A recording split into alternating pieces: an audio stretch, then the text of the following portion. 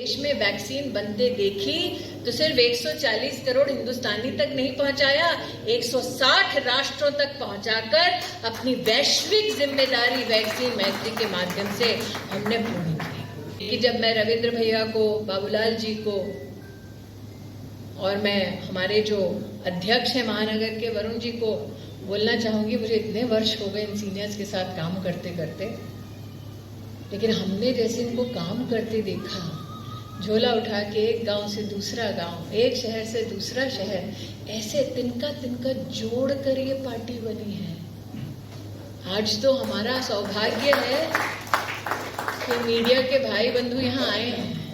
पहले तो सिर्फ झोला उठा के घूमते थे, कोई पत्रकार मिल जाए तो बड़ी बात है, कहीं कुछ छप जाए, कोई सीट जीत जाए तो बड़ी बात है।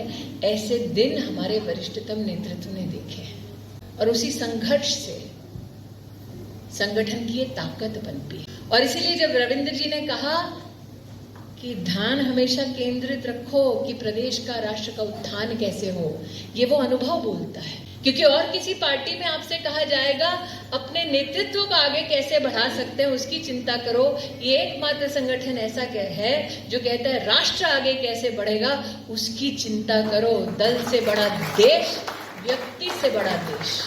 एक तरफ हमने 50 करोड़ लोगों का जनधन खाता खुलते देखा।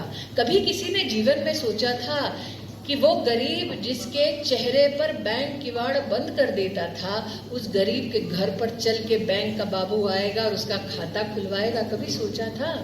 ये आज इस एयर कंडीशन कार्यक्रम में समझ नहीं आता है, लेकिन कितने गरीब ऐसे थे जो साहूकार पर निर्भर करते थे क्योंकि बैंक का खाता नहीं था।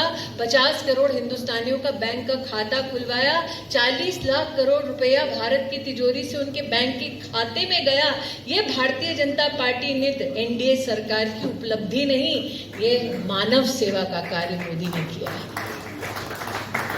जब एक तरफ मुद्रा योजना की उपलब्धि देखती हूँ तो दूसरी ओर स्वनिधि योजना के अंतर्गत 13,000 करोड़ रुपया रेडी पटरी वालों को मिला है।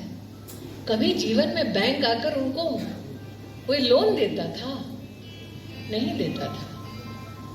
आज स्टार्टअप की दुनिया में जितनी योजना से बहनों को लाभ मिला है, कभी किसी ने सोचा था? अरे 10 करोड़ बहनें हमारे राष्ट्र के इतिहास में कभी भी 90 लाख सेल्फ हेल्प ग्रुप के माध्यम से 8 लाख करोड़ तक की राशि केंद्र की सरकार से नहीं पाई थी। ये सरकार की उपलब्धि है, समाज की उपलब्धि है, राष्ट्र की उपलब्धि है। और यहाँ कुछ बहनें होंगी जिन्होंने वर्षों वर्ष संगठन में सेवा दी है। मुझे याद है जब सुषमा जी जीवित थी तब संघर्ष होता था कि 33% आरक्षण एक दिन हम दिलवाएंगे।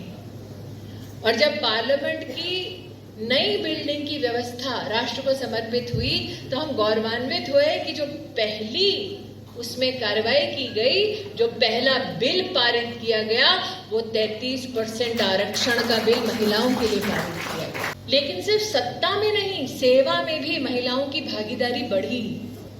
theopiniontoday.in Trusted sources, informed opinions. Like, share and subscribe.